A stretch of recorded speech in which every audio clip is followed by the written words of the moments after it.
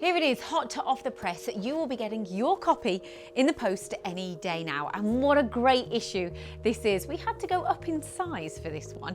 A bumper issue with 84 pages packed with unique and insightful content.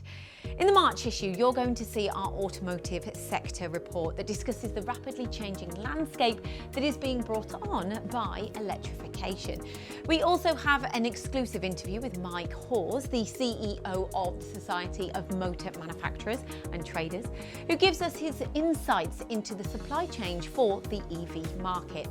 The technology focus in this issue is all about tooling. We have over 20 pages of thought-provoking content that will give you all the latest developments from the world of cutting tools.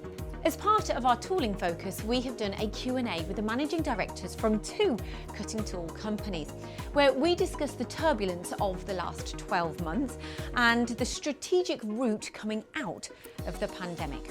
Our cover story highlights how A&M EDM is cutting costs, saving a whopping 30k a year and improving its environmental credentials with cutting fluids from Rockall, a story I did.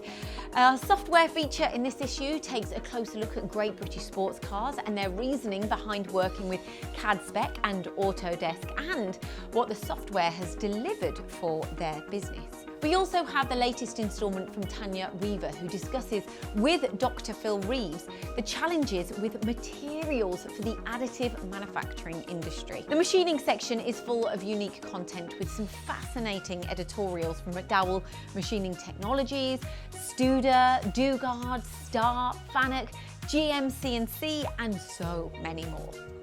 And as always, we have our What's New section that brings you all of the highlights of the latest products and technology from across the industry. Please don't forget to click on the QR codes inside with your mobile phone camera and watch the associated MTD videos. And don't forget, you can listen to features in our magazine, so just search for MTD Audiobook in your favourite podcast platforms.